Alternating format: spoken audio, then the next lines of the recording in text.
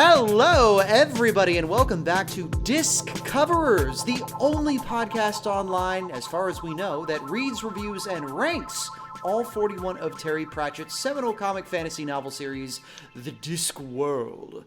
I am your host, Iris J. Pronouns are she or their. With me are my delightful co-hosts, including one right here in the studio with me. Hello, June. How you doing? I'm doing great. I'm Juniper, she, her. I'm sitting next to Iris because I decided to record here today instead of recording at my house. Yeah, we're hanging out after this, and it was just convenient to do so. Not next to me, but next to me always in our hearts is, of course, Belina and Grace. Why don't you two introduce yourselves? I am still Belina, she/they/CB. It's probably for the best that I'm not sitting next to everyone. I'm still getting over it, but you know, I'm happy to be here. With Bennett Foddy? No, go, just go. And I am the interest beloved Princess Grace, she, her, fey, fear, fair. If you're spicy, happy to be here as always. Yeehaw. I hope you feel better soon, Belina. I think you should get to always feel good, dear. Yeah, no. Eat some nourishing soups. Oh, okay. Wait, that sounds like a. I think you should always feel good. Sounds like a backhanded curse. I think you should get to feel as good as you want to, dear. I think you should feel a normal amount of positive and also a normal amount of sad, which is to say within tolerable limits. Yeah. As I wish that for all of our listeners. Speaking of tolerable limits, today's novel that we're talking about is the second book in the Tiffany Aching young adult novel series, and I believe 32nd in the series overall, I want to say. Something like that. We're talking about A Hat Full of Sky today, featuring the turn of Miss Aching, as well as the Wee Free Men, several cameos by new and notable witches alike, and not a hell of a lot else. It's a short one. This was certainly several chapters that were compiled into book format. What did y'all think of it? Wait, do we want to synopsize first, or do we want to do our takes first? I should probably go ahead and get that out of the way. We should probably do the synopsis first. So, at a speed that is, of course, comfortable to you, our ailing synoptrix, Belina, whenever you're ready, feel free to take it away. A couple of years have passed since we last checked in on Tiffany Aching, and the time's come for her to start learning the parts of witchcraft she hasn't figured out on her own. She's taken to live with Miss Level, whose status as one person between two bodies tends to scare off most girls who've been sent to study under her, but her fundamentals are good, and that's what Tiffany needs. For better or for worse, as far as Tiffany can determine, day-to-day witchery amounts to doing chores for an entire countryside, and the lack of actual magical training does little to endear her to the role. When given an opportunity to meet apprentices her own age does her no favors either, she becomes nearly despondent enough to give up. Unbeknownst to Tiffany, experimentation with her own magical skills has attracted the attention of a hiver, a shambling collection of its previous victims that appears to seek and subsequently burn out powerful minds. In her frustration, she accidentally gives it the opening and invitation it needs, allowing it to steal her body from her. Now under its thrall, Tiffany immediately does the typical mad with power routine, bullying her peers, half-killing her mentor, and only a timely reunion with a dieback feeble jogs her trapped mind enough to fight back. Granny Weatheraxe shows up a lot earlier this time around as well, and takes Tiffany out of town, ostensibly to find a place to fight the Hiver when it comes back. In reality, they're heading out to the annual witch trials, where witches go to show off their best tricks. The Hiver has no interest in anyone else, and when it finally confronts Tiffany again, she manages to find the right words, the right focus, and a little bit of herself left in the creature to actually communicate. Hivers, Tiffany learns, are creatures that must perceive everything around them, and the overload drives them to hide in minds capable of blocking out the rest of the universe. What it wants more than anything is to end, and Tiffany acts as its psychopomp, letting us say hello to death and giving both Tiffany and Granny Weatheraxe excellent opportunities to demonstrate absolutely unassailable prowess to everyone in the Ramtops who matters. Of course, after a trick like that, everything else seems easy. Tiffany's training continues, she has a long heart-to-heart with Granny Weatheraxe to reiterate everything else she's learned tonight, and we set up for whatever the heck the next book about her is going to be. All right. Woo! Very impressive. So this was pretty much a direct, I don't know about direct, like if you define direct as if this picks up right where the last one left off, then it isn't. But I will say that this book does, I feel like if you went into this book without reading the Wee Free Men, you would get a lot less out of it because a lot of who Tiffany is and a lot of what the chalk is kind of built on top of that book. It's a companion piece. Yeah, this is Wee Free Men 2 in a way that Sir Tur doesn't really do other than, like, the color of magic, you know. pair. I was absolutely going to invoke the first 2 books because this has very much the same sort of immediate cadence to it, and it's got some of its own little similarities in there that I'm sure were coincidental, but are still present. Mm-hmm. This one's really hard to properly judge because it's not like any of the other. There's not really a narrative here.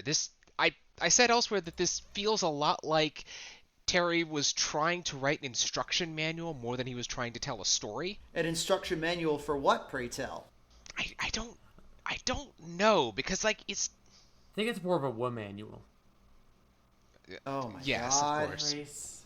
What? I think I can see what you're saying. The book is really, really concerned with just like.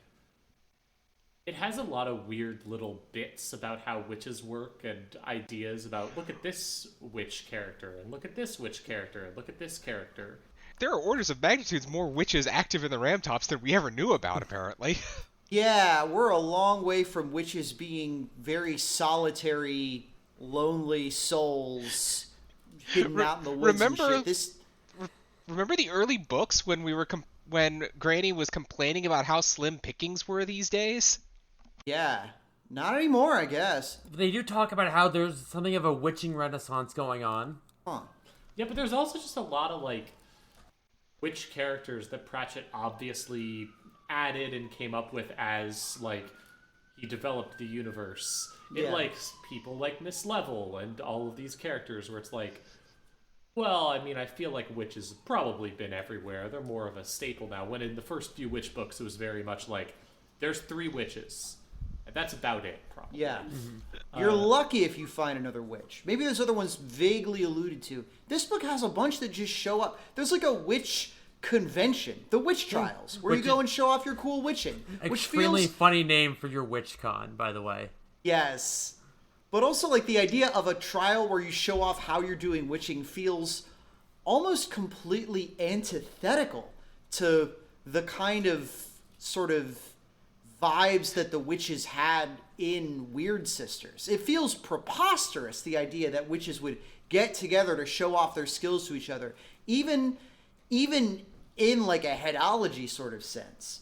It's so wild. These sisters are getting normal. Yeah. Yeah. This book also has, we're seeing an increasing quotient, and it's been rising throughout the Bangers era, but this book was where I really had to stop and really wow, there's a lot of this. And this is one thing that kind of turned me off to Terry's writing for a while in his later books that I noticed when I was reading him when I was younger, was that Terry does this thing. I think I've talked about it on the show before. I'm going to talk about it now. But he does this thing where, like, throughout the text, he will pepper in, like, very, like, philosophical sort of musings. Like, stuff you'd read on a page-a-day calendar. Like, real, like, ah, yes, this is truly the way the universe works. Ah, yes. When you think about it, all humanity is like this in one way or another. And, like, Discworld books have always done this. But in this book, these kinds of quotes feel so thick on the ground that they feel like they're cropping up several times per chapter. And it's really gets to the point where it's like... And they're short chapters. Yeah, it's like, all right, man, so we gonna get to, like, a plot or, like, conflict or anything, or what? It gets to feel like the style is kind of tripping over itself in a way that we haven't seen since earlier novels where Terry is going out of his way to try and be funny. I don't know. Now it feels like he's swinging in the other direction where he's going out of his way to try to be real ponderous and ruminative, you know? Yeah, I wonder if some of that has to do with the setting of the book, given that, like, these books, the Tiffany Aching books, and the Chalk in general are very much, he grew up in this place. Like, this is very personal to him in a way, and I wonder if some of that bleeds through with him being like, I want to write about the stuff that I think is true because I'm basically writing about my hometown. Could be. I was figuring that this is a young adult novel, and you can tell because he explains things more, and yes, and so I'm wondering if he's thinking like, oh well, I gotta give the kids good advice. I gotta make sure I especially because he's clearly like writing for a specific kind of very precocious, thinky child, like a Tiffany Aching if she were reading the book. I have to assume he's writing for his daughter. Yeah. Yeah. Yeah, when I was mentioning that this feels like an instruction manual, that's kind of what I was getting at, was the fact that it feels a lot like he's trying to teach someone how to be. Like, he is trying very hard to make sure everything's very easy to understand. And he always writes children as being way more sensible than they actually are. Because, like, again, Tiffany does not act like an 11-year-old at any part of it. No, I kind of forgot she was until there's a joke where she's like, well, I am 11 years old. I guess I should have some help fighting the monster. Yeah, but that's a very she acts kid-lit like thing, an 11 though. she acts like an 11-year-old thinks they act. Yeah, that's what I was gonna say. If I had read this at 11-year-old, I'd be like, I'm exactly this smart and cool and awesome. Yeah, I'm no, so great. Exactly. If I'd read these as a kid, I'd be like, oh yeah, she's just like me. Except I still think I'm a boy. So that's basically how I really liked this book. It was definitely messy and had its issues, but I mean, on some level, I think I read Pratchett's philosophical musings or whatever and go, yeah, that's great, hell yeah.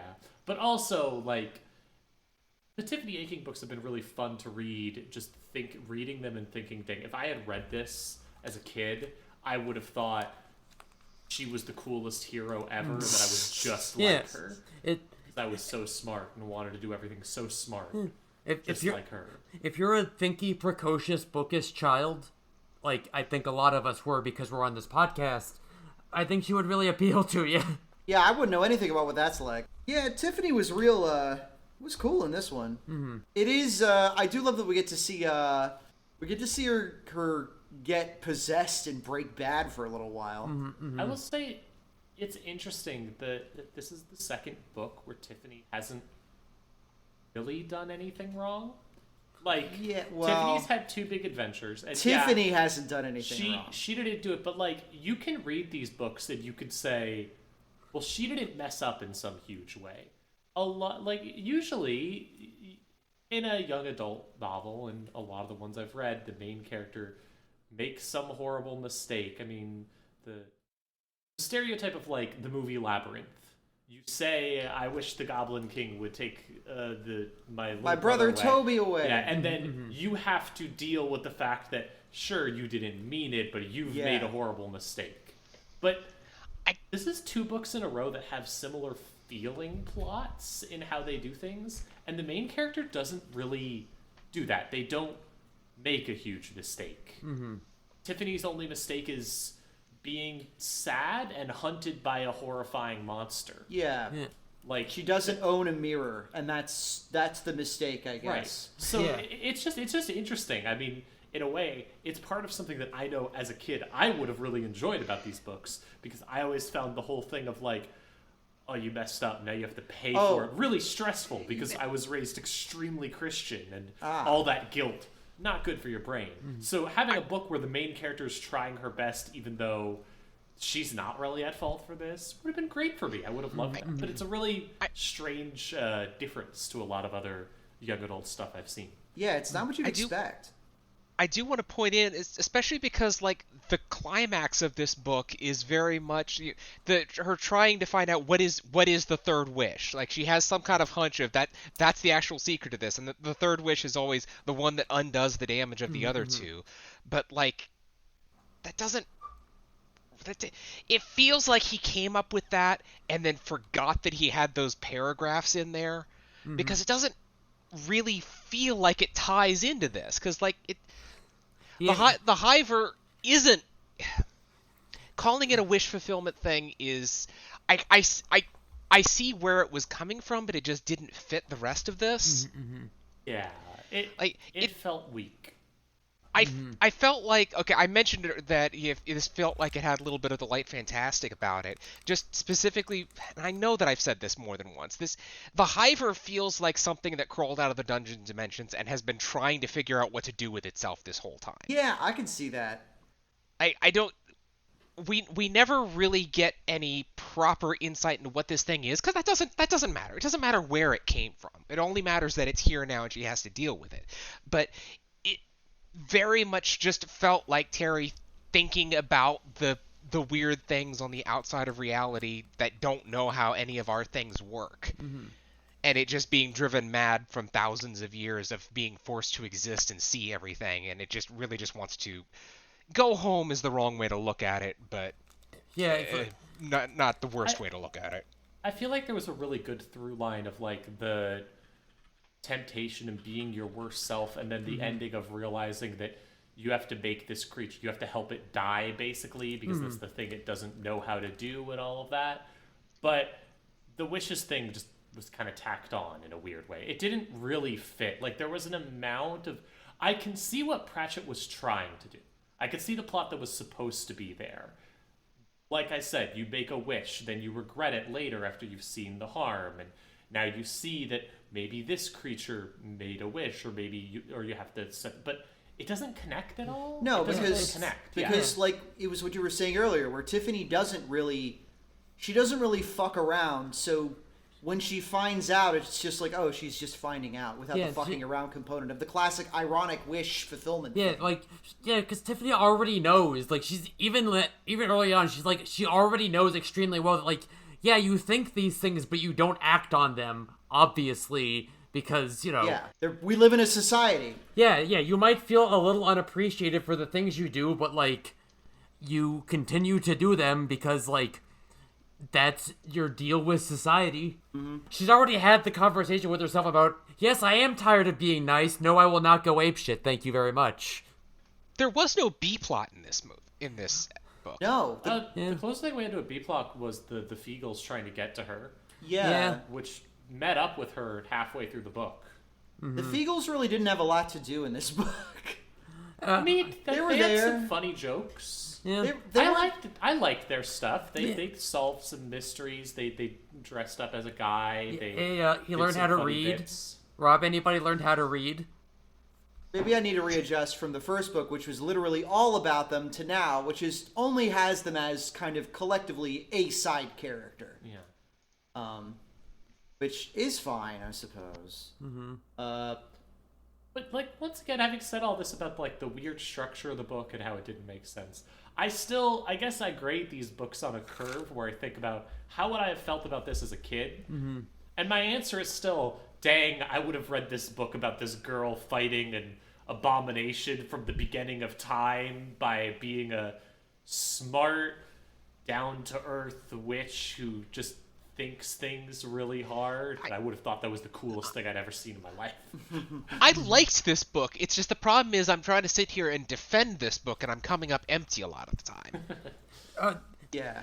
There's also the theme about, like, you know, it's not the toys that make the witch, which we already kind of knew. Yeah, we as adults kind of knew it, but that was only, I guess, mildly touched. I mean, no, it was heavily touched on, because they draw a line to the shepherdess thing. It is the continuation of that idea in this book. It's literally, it's the title of the book. It's like, you know, Granny Aching didn't need a hat because she made the sky her hat and she wore the wind as her coat.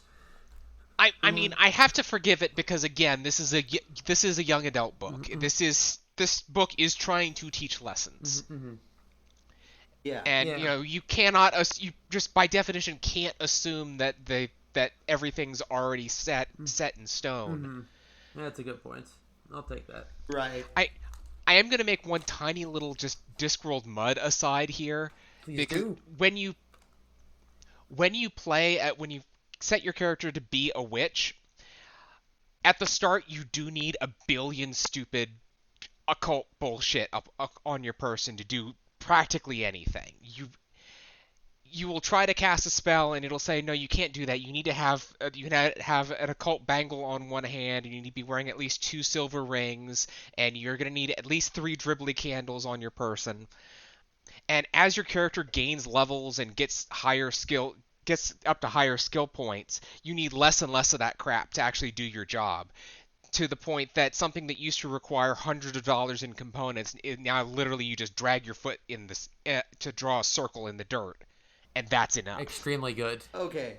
Yeah, That's it's a sick, actually. fantastic bit of mechanics that I Yeah. just never really see anywhere else. I just had to mention that. Good.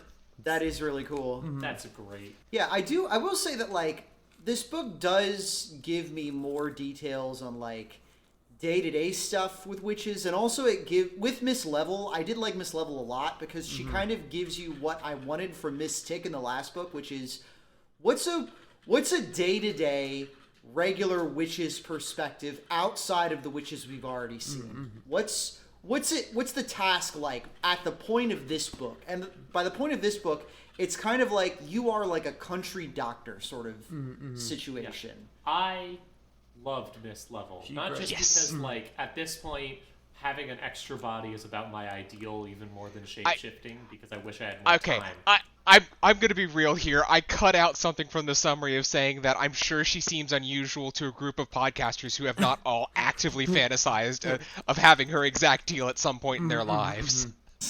I loved her so much, but also I really loved her because I feel like something that Pratchett struggles with sometimes when he makes a group like the witches and how they're all these very powerful people. I mean, the three, the Magrat's like sometimes in and sometimes out, but Granny and Nanny were always just so good at everything they did. Yeah.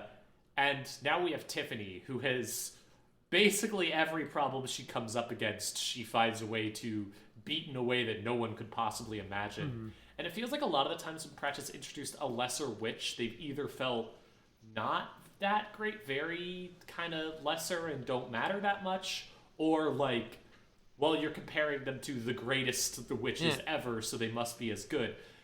She feels lesser. She feels like she's not as powerful, not as confident, not as good at everything, but still really good and really cool and great. Like, you get why she's here. He made a character who's not quite on the same, for lack of a better way to say it, power tier. Yeah, like if we're really, power like, scaling the witches. but she's still really charming and fun, and you love her, and you want to see more of her. And she's committed to assisting her community in a variety of ways, even when it sucks. Yeah. Especially when it sucks. Yeah, she's the only one going around clipping toenails. She also gets one of the better lines in the book, which is when Tiffany's all upset about how the other witches were mean to her because they're all like, oh, obviously we have to do magic with 3 Ks and you have to wear all the fancy hats.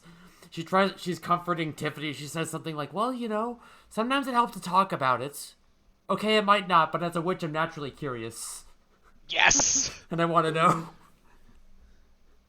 She really felt like when Pratchett had talked a lot about, like, these are the archetypal things of a witch, but we had only seen, like, we had seen really kind of we had seen Granny, we had seen Nanny, we had seen Magrat and Agnes, and then in this book we had seen Granny 2.0 in the previous book. Granny Reloaded. Sheep Granny. And, like, all of those didn't really fit this model, and Miss Level feels like she fits. She's all of the stuff that Pratchett was talking about without being earth-shatteringly powerful and impossible. Yeah. And I loved that. I loved that she got to be that. And also, she's great. She's so cool. I love that she goes from having 2 bodies to still having 2 bodies. Awesome stuff. She's so cool. You know, she gets, if anything, the other witches respect her more after half of her dies and just kind of becomes invisible. Well, yeah, because when you can't see how the trick works, then it's more impressive. Yeah. Anyways, do you think she ever explored her own body? And would that count as masturbation or proper lesbianism? Now, I think usually I think the clone forking argument is, you know, I think this is the first true, like, masturbation. This is for real masturbation. Definitely, it is only one person having sex with themselves. Like, they share a consciousness, an inner monologue. Like, obviously masturbation. It was very explicit that this is not a 2 people thing. Yeah. This is one person. Yes. Yeah, she's not twins. Show me the twins. Oh, the other bit that we were talking about with this level gets a lot of good lines. I love page 86 in the hardback edition. Well, yes, said Miss Level, we do what can be done. Mistress Weatherwax said you've got to learn that witchcraft is mostly about doing quite ordinary things. And do you have to do what she says Tiffany. I listen to her advice, said Miss Level coldly. Miss Weatherwax is the head witch then, is she? Oh no, said Miss Level, looking shocked. Witches are all equal. We don't have things like head witches. That's quite against the spirit of witchcraft. Oh, I see, said Tiffany. Besides, Miss Level added, Mistress Weatherwax would never allow that sort of thing. We get that like 3 times over the course of the book with different, quote, And absolutely not head witches, but this one is more not your boss than the others. It is also very funny that, like, we've had that in the past. Mm-hmm. It's a sign of the utmost respect that Tiffany gets to call Esme Granny by the end of the book, which is really funny when you remember back to Equal Rights, where Granny Weatherwax was the kooky old bag that they just sort of foisted this weird young girl onto, and who everybody called Granny. Things have changed in the universe of Discworld. Yeah, Terry realized that Granny's like the coolest, best character, and we know that because that's like the whole back half of the book is everyone's saying like, yes, obviously Granny is the best, but... I mean, okay, remember that this is from the perspective of a bunch of other witches. Yeah. I am perfectly willing to believe that the people who live within 10 miles of Granny Weatherwax are on different terms with her than the people who actually know what she does. Yeah, it's like how, back in school there was like one guy in the physics department who did not have a doctorate. If you looked at the director, he was like Doctor, Mr. Doctor. He also didn't correct students when they called him Doctor. Awesome. Well, yeah, because why would you? Yeah, bonus. We take those. Yeah. I don't think of the monster in this book. The thing. I thought it was like at least a little bit of a gender. I thought it was like I thought it was like when we get the note written by the wizard who like intentionally hybrid himself. I thought that was like I kind of forgot I was reading a Terry Pratchett young adult novel and instead felt like I was reading an SCP, which may not be like a huge compliment, but it was like wild that it's in there. I enjoyed it a lot more than I did with... I mean, okay, remember, when we did the Wee Free Men, I spent half the episode complaining that the Fairy Queen got robbed. So, like, anything is a step up, but I actually did enjoy this thing as an antagonist. Yeah, it was definitely not the worst villain we've had. I thought it was fun. I thought it was an interesting idea. Or a interesting swarm of ideas. I like that there's just like a wizard in there hanging around. I think the wizard in there really made it. His whole like, oh yeah, there was a wizard who tried to fight this thing and failed real bad. Really, it made it scarier and also gave you the info that you needed on this. Yeah. Here's an example of magic users doing it the wrong way, as if you didn't get that enough from the Circle. Which I just want to say, I thought the Circle was really interesting because it's our first time seeing Tiffany outside of her natural habitat and inside the worst possible habitat for her, around other people. Yeah. Mean Girls. Like, we have fucking mean Girls. Like, I think there's even like a joke in there about writing her in the burn book or some shit. Like, it's great. Anagramma abusing the word literally over and over again. You could hear Terry's teeth grinding every time it happened. You could tell he's enjoying Tiffany because she's very much the kind of like, that's not what literally means. Hey, language is descriptive, not prescriptive. Okay? I will say on the subject of Anagramma, I thought that book's really mean to her, and I get why, but like, she doesn't really have a character except for someone to be mean to. Yeah. I know that she comes back and is more important in later books. And really? She definitely... No, yeah, she's like a major part of at least the next book. Awesome. In the Tiffany Aching series, and I'm curious to see what that means. Right. I do need to put the footnote in that the Anagramma is apprenticed to Miss... I'm sorry, was it Erwaj? It's spelled earwig, but she Miss insists that it's spelled. But she, Miss Earwig is from a short story that was published sometime before this called The Sea and Little Fishes, which also introduced the concept of the witch's trial. And really, the only summary you need there is Miss Earwig is trying to make the witch's trial into a bigger to-do sort of thing. And like the mention in the book of like how there's no trophy, there's no prizes, there's no accolades or whatever, and how that's a complete lie. Mr. Raj actually had a trophy for at least 1 year made up. Like the point is that she was trying to make it more of a to-do, she was trying to make it more of a thing, and she was begging Granny Weatherwax to quit coming in and winning it every year. And that went about as well as anyone would expect it to. Yeah. But I'll link that story in the show notes. Future Iris, make sure to put a link to that story in the show notes. Hi, Future Iris. I hope you're doing well. Hello, Future Iris. This is going to be a very short Future Iris. It'll probably be tomorrow or Friday. So it has been printed some other places. I just managed to find at least one copy on an Angel Fire site. I appreciate you digging. There's a real piece of history there. I think it's exactly the way Terry would have wanted you to read it. Bright red text on a black and white background. Yeah, I had to keep highlighting it with my mouse so I didn't lose my place. I had to put it into Notepad. I had to. Such a single space. Awesome. But you know what? That's video games. No, it isn't. No, it's not even black. It's like a tiled, image of space. It's the way that websites should look. Yeah. It's completely unreadable. Having read that short story and how much it's like, oh, look at this person trying to modernize the witches and be that, and Granny's going to show her a lesson, basically. It's a funny short story. I feel like Anagramma kind of gets the worst of both worlds in that she's both the mean girl and also Pratchett's look at this person who's trying to modernize things and be smart and do things that the modern smart way, and we're going to have to show them. And so you kind of get the two different characters that Pratchett isn't going to show any sympathy towards, and thus there's no real reason to humanize Anagramma at all, and she just comes across as the worst. Yeah, she's I don't know. She's kind of Painted painted something with her. Like she's kind of painted as like the PTA mom, the one who's always on the board and always like organizing things regardless of whether or not anyone asked her to.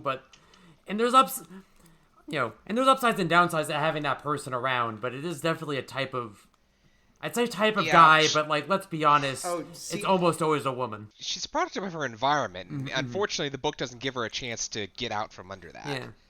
Yeah. I feel like she was pretty realistically written for a young tween-age girl who has an ounce of authority in her surroundings of peers.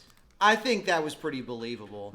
Especially the way she kind of just casually bossed people around by negging them. Holy shit, girl. That said, I want to be clear. I love messy bitches in fiction. So don't judge me. I think my bigger thing is just we see how difficult witch training is for Tiffany, and we see how much this specific approach, and then we're kind of introduced to this character whose only thing is to be bad at it and to suck and be annoying. And I wish you could have seen a little bit of just well, yeah, she's like this because she's really trying, or she's like this because she hasn't hit it. It's rare that Pratchett gives us a character like this who's a kid and is just yeah, fuck him. Fuck that kid. I mean, maybe that's why she comes back later, because Pratchett was later maybe I shouldn't have said fuck that kid.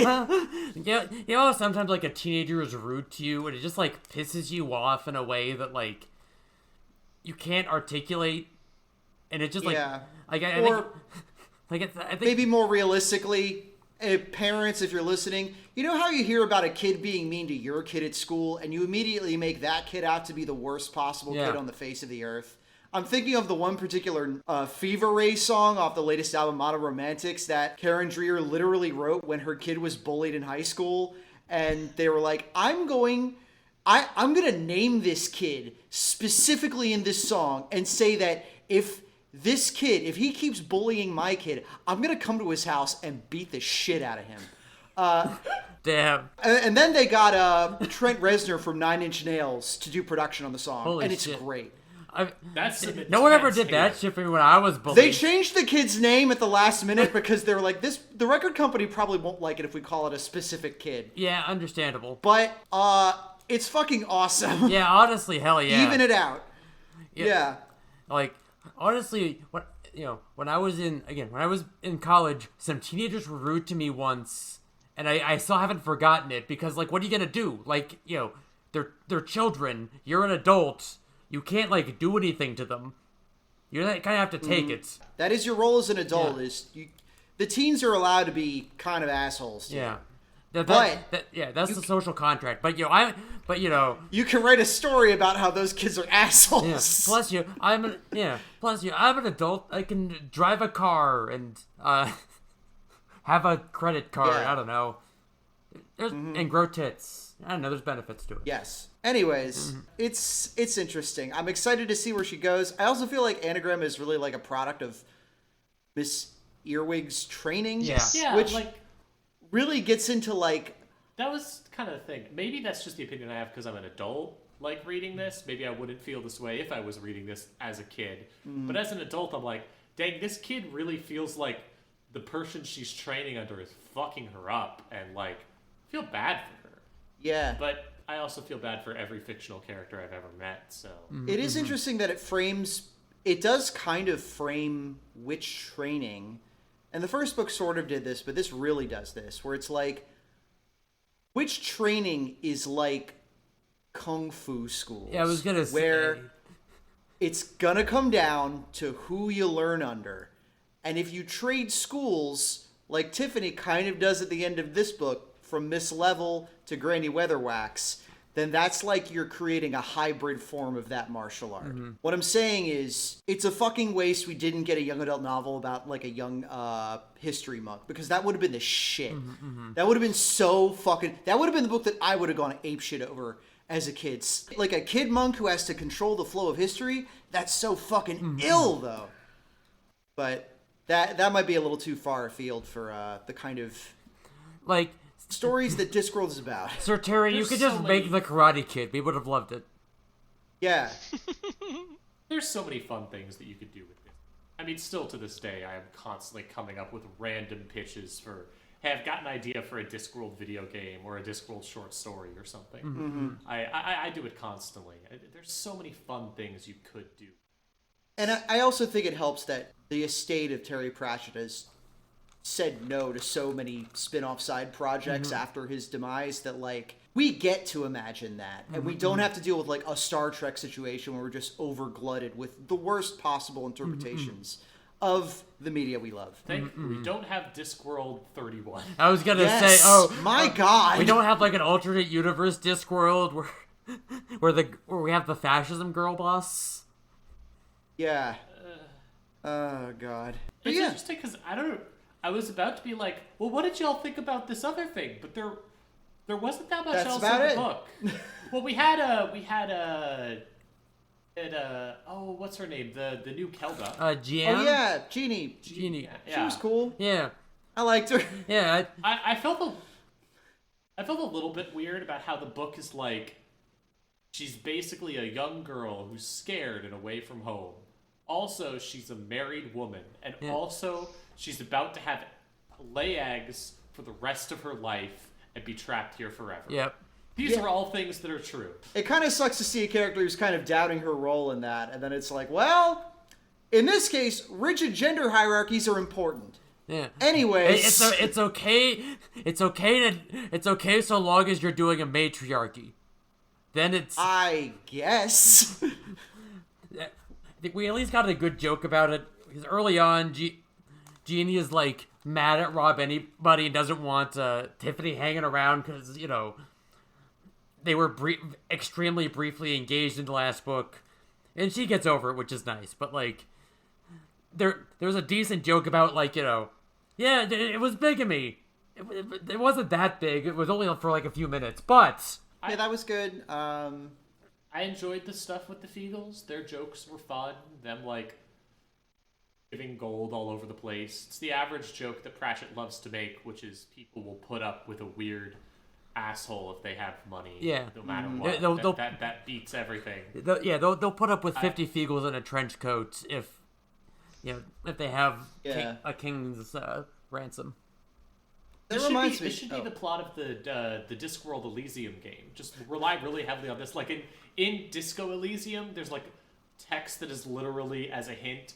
Don't worry, people will accept that you're a fucking weirdo because you're a cop and they respect authority, and so you can be a fucking weirdo. The Discworld Elysium game should do the same thing, but you should just have like stumbled onto a bunch of mysterious money. You are about 50 or 60 tiny men inside of a trench coat, so it's fine. No, it's just through whatever magical bullshit, you have a big sack of gold. And basically everyone's going to be like, yeah, okay, I'll go along with your weird questioning because you have a big sack of gold. Yeah. Same thing. That'd be great. What did y'all think of speaking of big sacks of gold, what did y'all think of the Mr. Weevil subplot thing? It was like a small thing. I feel like it was mostly there to give depth to like Tiffany. There's a lot of focus on Tiffany feeling really bad for the things that the Hiver did while it was inside of her. Because she knows that those things are her worst impulses. Yeah. And, I mean, admittedly, as someone who hates herself a lot for her worst impulses, like, that resonated with me a bit. But also it feels like it's mostly there to set up that plot point. Funny bit, but that's how a lot of stuff in this book was. It was just, here's a funny bit. Yeah. Here's a funny thing. I did think it was funny that, like, when you get to the end of it and Mr. Weevil's like, oh, I have a ton of gold now. I'm going to go get married because everything in my life is awesome. And by the way, I'm not as senile as you think. I know my wife and kid are dead, but it's time to move on. Do-do-do-do-do-do. Like, he suddenly turns into the grandpa from those fucking... Charlie and the Chocolate Factory. He's fucking Grandpa Joe from Charlie and the Chocolate Factory. Yeah, either that or the old dude from the... fucking Six Flags commercial? Who was actually a young guy in makeup. Mr. Six. But so, like, I was literally, after I read that, I was like, well, that's kind of a bullshit cop-out. This is a kid's story, so I get why they did that. But, like, in an adult novel, we would have had to reckon with that. And then literally it's like, Granny turns to the camera and it's like, I bet you thought that was going to end bad, didn't you? Maybe you should feel thankful when it does, instead of wishing things were worse. Yeah, it's a very, like... putrid little shit. It's a very, like, the ones who walk away from Omelas, like, oh, you don't like this? Fuck you. Don't want bad things. If you don't like this, shit. Maybe you should be glad when this does happen. And it's like, I guess you did get me. You got me there, Granny. I guess. I guess. It was weird. It was a weird way to end that. I'm happy for the guy. Yeah, I'm glad. But again, it really feeds into that like vibe of like Tiffany can't really fuck up in this book. Yeah. You know? She feels guilty, but the stuff she feels guilty about is mostly stuff that happened while she was trapped in her own mind. Yeah, The interplay there is interesting. I like it a lot. I actually like it. I think it does some really interesting things. I don't think it works quite as well as Pratchett thinks it does. Yeah. Yeah. I think that's kind of my opinion on most of this book. I really liked it, actually. It does a lot of really cool things. It doesn't come together structurally in the way that I think Pratchett thought it did. Like, Blaine didn't even have to mention where they had to, like, go. They had to do a journey to the center of Tiffany's mind to scare the Hiver out of there. Oh, yeah. They did a Psychonauts. Yeah, they did have to Psychonauts her, which was, like, cool. I thought more of the book was going to be that. But no, they just kind of, like, they get the three things and scare it out, and then kind of forget about it for a while until it's time for the big showdown at the witch trial. Mm-hmm. Yeah, I would have liked to see more of that. Yeah. But I mean, that was very much like the focus. That was like half of the We Free Men was dealing with that sort of thing. Yeah, that's why I thought there would be more of it. Fair enough. It was messed up that time when Tiffany turned a guy into a frog. That was cool. Yeah. That really did address some of one of the biggest complaints I have with transforming people into animals is where's all the extra meat go? Yeah, she conserves the mask. Hovering meat below. So good. So good. Yeah, when we were gonna go all Psychonauts, I didn't know there was gonna be a meat circus involved. I love a little body horror stuck into this book. I appreciate that, Terry. Kids love that. Oh, and there was my favorite joke in the book too. Speaking of meat circuses, which is near the end to distract everybody. Tiffany's nervous friend Petulia gets up on stage and performs "quote unquote" the pig trick, but without an actual pig, just with a sausage. We don't get to see what it is. We don't get to see how it's performed. All we know is a squeal sound is emitted, and then everybody claps Everyone's really really impressed at whatever she did. It must have been a real fucker of a trick. I'm sure it was. I guarantee you that Pratchett spent like several nights trying to think up what this would be, and just could not come up with anything anywhere near as compelling as just not telling us. Yeah, he knows that. Yeah, he knows your imagination's gonna run wild with it. I did love when Miss Level says something like, it's really hard. It's like, it's like trying not to think of a pink rhinoceros, and Granny's like, skill issue. I'm not thinking of a pink rhinoceros right now. And then, of course, the joke at the end is she doesn't know what a rhinoceros looks like. That was a great gag. Because Tiffany just being like, "Wait, you don't know what a rhinoceros is?" It's great to be like, "No, I don't." Nope. Great. I don't know. It's hard to talk about this. It reminds me a bit of how we felt about Lords and Ladies, where we were just kind of all like, "Wow, it's a pretty good book. Didn't really work as we wanted it to, but it was a good book." There were some good bits in it. Not much to talk about. Yeah, there are some characters. That one had a lot more weird face stuff. Yeah, it had more weird face stuff, and there was a little more plot to it, which I liked. Yeah. There was, Lords and Ladies felt like a good, an episode of TV. And it was like, yeah, let's go. But it wasn't as consequential. It wasn't as, it didn't feel as together as other books, which is why it's it's sitting at number 14 on the ranking list. A respectable place, middle of the pack, not at the bottom, far from the bottom, but still not in the top 10. Yeah. Yeah. Speaking of which, was there anything else you wanted to mention from this book before we go to the ranking at all? I thought the extra billowy cloak was cute. That's like super lightweight. Yeah. And even blowing on it dramatically flies back. I liked the guy who was like the fake wizard at the witch shop. Yeah, Zarzar, or whatever his name was. Well, Brian was the fake wizard. Zazaz was the dwarf. Yeah. I liked the way the see me not spell worked, because I feel like, personally, knowing that, I'm going to say these as a sentence, knowing that Terry was a big fan of the Elder Scrolls series of video games, I could see that being an analog to the way you can switch between third and first person as a player in those games. Correct. I could see that. I could see him trying that and being like, She hey. does say at one point, I noted this, she says, mentions that the hat that Granny gave her that no one can see is her virtual hat. Yeah. And I read that and I went, Terry, you fucking gamer. Yeah. We are seeing the rise of gamer Terry. We had that. Virtual was not in that dictionary she read end to end. Listen, we had the fucking lemmings joke in Interesting Times, except this is actually good. Yes.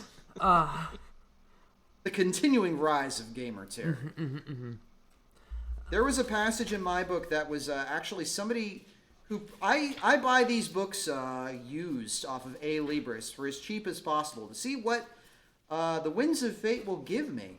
And in this there was a passage that was underlined actually. Ooh. Seriously, by the previous owner. Here it is. Yeah, it was Tiffany talking to the Highverge. She's saying, "I'm made up of the memories of my parents and grandparents, all my ancestors. They're in the way I look, the color of my hair, and I'm made up of everyone I've ever met who's changed the way I think. So who is me?" Where she's essentially trying to Cartesian dualism this thing into being able to die, which is interesting. And she's trying to tell it a story of an origin story for herself, which I think is one of the coolest parts of the book. It's a really neat passage. Yeah. I do want to call out that this isn't the first time we've done it, but the fact that she's doing that because she learned the trick from Granny of a compelling story will work much better than the truth if the truth is weird and confusing. Oh yeah, like this has come up before in other books, but it was done very well in this one. It was. Yeah, this is a very concise way. Yeah, it was very funny seeing her, trying to explain germ theory of disease, and Granny walks up like, you gotta move the toilet away from your drinking water, or else goblins will make your kid sick. Hoop goblins? Yeah, that sounds about right. It's goblins. Please ignore the later book where we actually talk about the poop goblins. That won't be relevant for a while.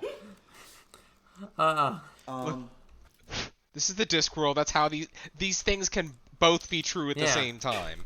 You thought of a race of little guys? Now you gotta make them people. Sorry, Terry. I don't really know what else to talk about. It was good. It wasn't structured quite like I wanted it to. Tiffany did a lot of cool stuff, and I went, wow, a lot. I had a good time reading it. I'll say one thing more. It's fucking criminal we don't have Nanny Ogg in these books yet. But I think the reason is because if she was in these books, she wouldn't be able to say most of the shit she says. Yeah. She is not safe for young adults. The kids aren't ready for ethical slut Nanny Ogg yet, but they will be someday when they become adults. That was one of the funny things about the prequel story is it just talks way more about how much sex Nanny has. Yes. We can't possibly let Tiffany meet this woman. On how she loves living out in the countryside. The only problem she ever has is occasionally she ran out of men. Listen, I've been married lots of times. I've had a lot of husbands. I've even married some of them. But settling down with a wizard, now that's just... I can't abide that.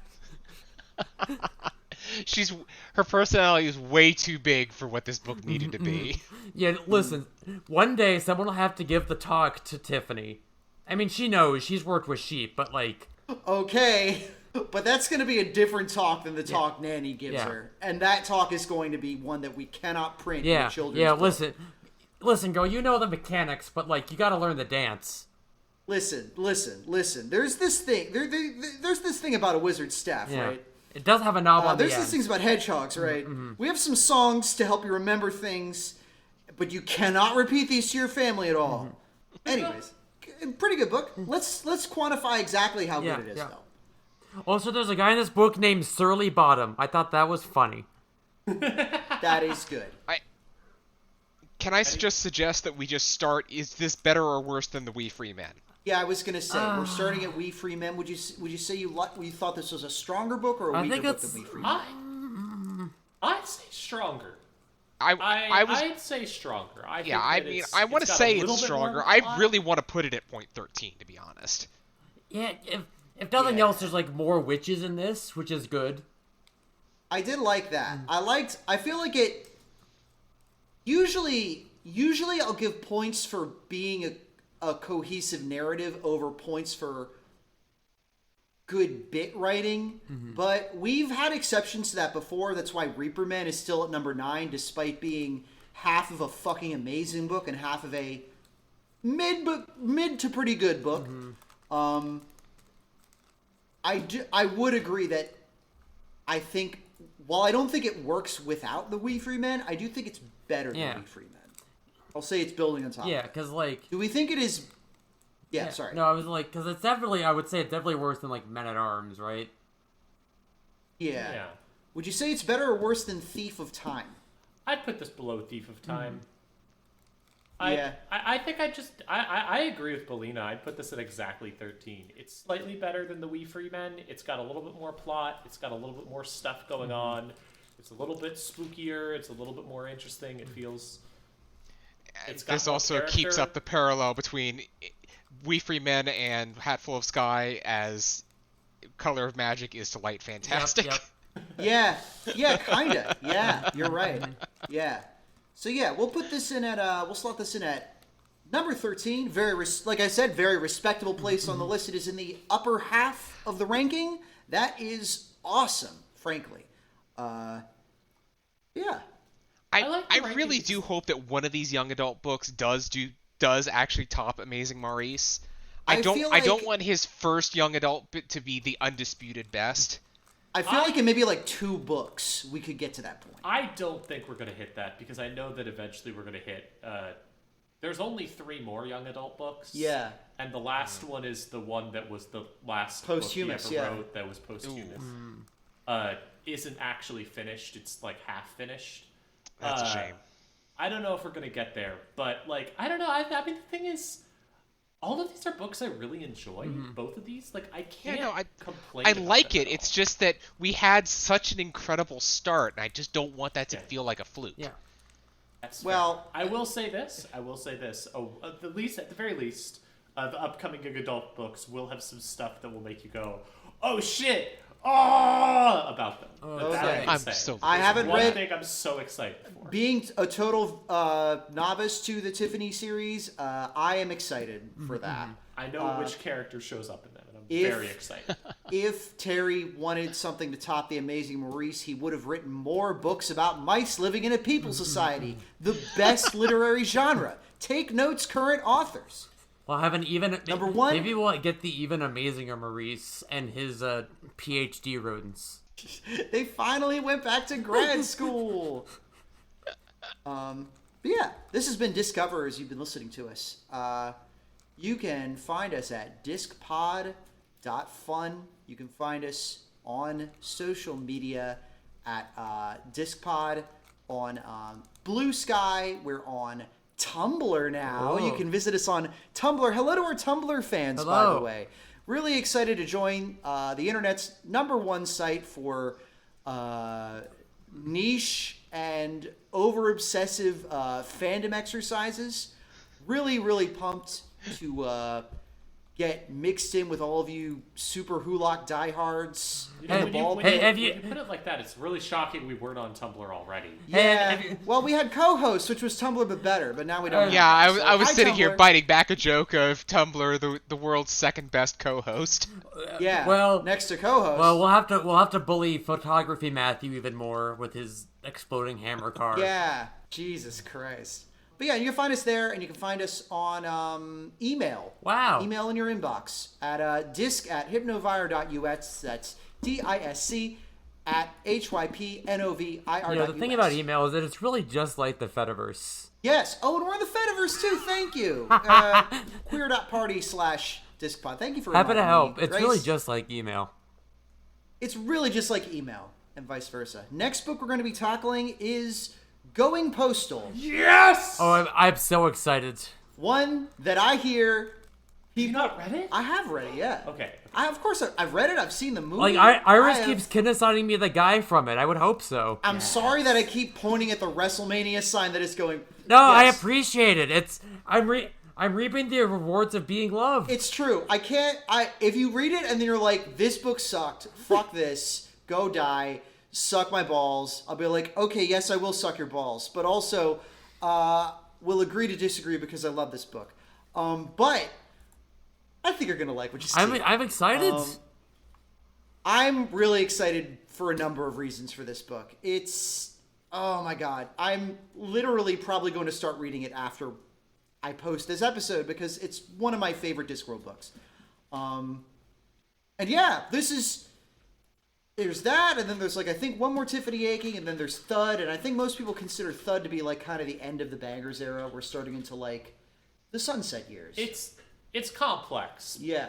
There's a lot of thoughts, and like I really love a lot of the later books, but definitely in terms of the Monstrous Regiment, Night Watch, Going Postal, that era, Thud's definitely the end of that era. The last one, yeah.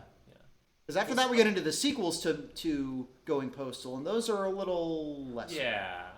And Unseen Academicals, which is the sports manga version of Discworld. I'm very excited to talk about Unseen Academicals. Me too. I don't think it'll be good, but I'm very excited. I haven't read it yet, so... I like it, and I'm excited to talk about why. Okay. In the meantime, though, I guess I'll say... Promote? I'll promote some. I'm Juniper. You can... She, her. I've started Twitch streaming again at twitch.tv/JuniperTheory. Woo. But I can't promote that. I'm kidding. I can promote whatever Yes, you I want. can. But what I will promote, actually, is this week on stream, I played a bunch of Slay the Spire mods. Slay the Spire is a great game. Ton of really wild mods. And we tried the Initial D mod and the USSR mod. And both are fantastic. They're so good, actually. I recommend you download and try them out. They're extremely funny. Did the VOD get muted for all the Eurobeat from the Initial D run? I don't know. I have to check, but it was awesome. There's also a mod that I only check out if you are 18 or up, let's say. A not safe for work mod called The Buxom that is literally the best. Really? It is so good. So well made. Like, you play it and you see it and you're like, wow, they sure made this horny. This is sure a horny thing. And then you realize they put so many hours into trying to figure out how to balance the mechanics of your tits getting bigger. And that's the sort of weird pervert stuff that I love to see people doing. I don't care about how horny it is. I care about people sitting and thinking, I need to make sure this is reasonable. Yeah, you're making me want to try Slay the Spire again, because this sounds exactly like the kind of content you need. I'm I'm glad they actually cared about the ludonarrative assonance. Too many. It is finally good game design. Yes, try to come, but if you don't want that, check out the I think it's called the Drifter or the Driver. I don't remember. And then the USSR are the other two mods that we found that were just fantastic. I'll link to the first two ones, and then for those of you who are of age and know how to use a search function, then you can find the other one we mentioned. Also, that's ludonarrative with a W in lewd. Thank you. Oh, I was going to say ludonarrative assonance, except it's titsonance because this is breasts. Grace, why don't you promote stuff I next? have been the Chalk's beloved, internet's beloved Princess Grace. You can find my writing programs podcast post, and if it's a fit to plug at princess.software. And Severance Season 2 is out and going, and it's fucking whips. Severance is good. I also played Inscription for the first time, and it's also very good. Fuck yeah. I'll link to your Twitch channel as well for that. It's also linked on princess.software. Hell yeah. I still gotta watch Severance Season 2.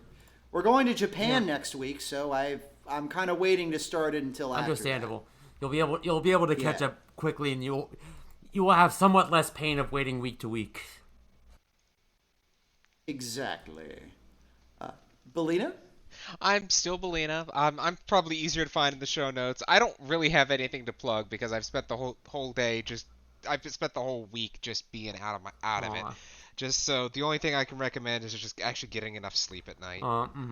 That's a good thing to recommend. Make sure to get your Elegant 8 for a more restful night. I'm Iris J, pronouncer she or zer. I don't care what the government says. My pronouns are she or zer. If you don't like that, fuck off.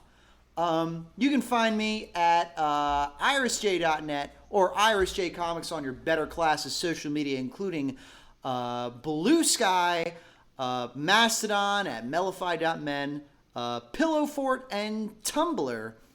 I'm going to recommend.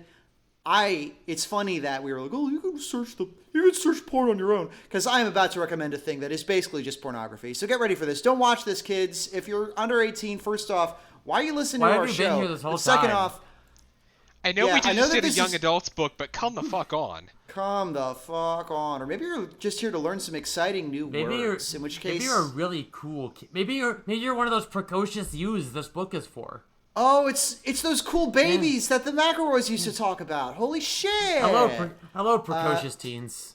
Please be an adult. Yeah. Please at least lie to us and say you're an adult. Anyways, be an adult when watching this. The other night, last week, we watched the 1989 movie Dr. Caligari, a sequel to the 1922 movie The Cabinet of Dr. Caligari. I'll bet you didn't know that it got a sequel. Well, it did. I'll bet you didn't know that movie is a psychosexual, surreal horror comedy set inside of an insane asylum run by Dr. Caligari's extremely horned up granddaughter. Well, now you know. It is fantastic. It's very of that same post-punk milieu as I guess you could call it Pee-wee's Playhouse and like Liquid Television type stuff, where everything is really kind of like stiff and ironic, and like it's all shot on a soundstage and everybody's wearing weird colors.